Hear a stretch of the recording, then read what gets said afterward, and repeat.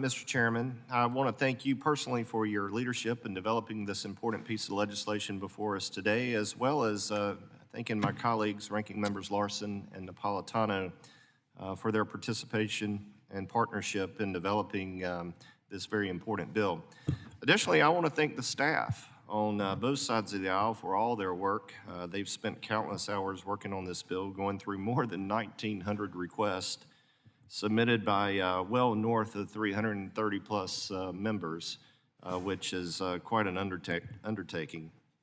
Now, WRDA, as we all know, is one of the most important bills in the Transportation and Infrastructure Committee, and I'm proud to join my colleagues in continuing the bipartisan tradition of working to get this legislation signed into law every 2 years. Regular reauthorization is critical to support our water resources infrastructure and the mission of the Army Corps of Engineers while providing congressional direction and accountability, ensuring tax dollars are spent efficiently on integral water resources development projects. The projects and policies enacted through regular WRDAs ensure the Corps can carry out its missions of navigation, flood risk management, coastal storm damage risk reduction, ecosystem restoration, and more to protect life, property, and grow our economy. The past few years have highlighted how imperative it is to invest in our supply chain infrastructure, which includes critical partnerships between the Corps and our ports. This year's bill authorizes construction of 12 projects of national interest and authorizes more than 150 studies. Additionally, WRDA 2024 includes policy reforms to reduce burdens on non-federal sponsors and improve project delivery. This WRDA also includes vital policy reforms to keep these projects on track. Specifically, this bill increases transparency by directing the Corps to track a project's permits online. It also clarifies the ability of non-federal entities to execute authorized feasibility studies and construction projects, making these programs easier to use. Another provision in WRDA 2024 is important language clarifying the use of dredged material placement sites.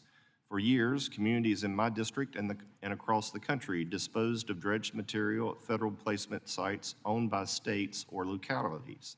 Within the past decade, Corps policy changed to disallow this practice that had worked well for decades.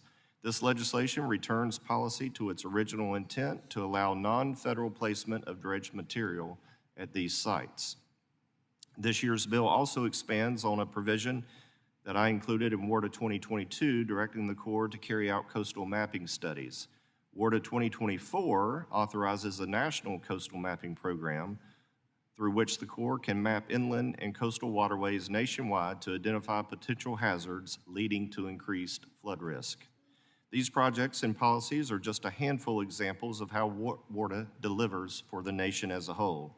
So again, I want to thank Chairman Graves, Ranking Member Larson, Ranking Member Napolitano for her years of hard work and specifically for the work to put together this bill this year.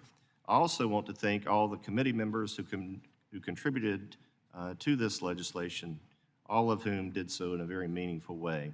I urge my colleagues on the committee to join me in supporting this bill, and I yield back. Now recognize Mr. Paul.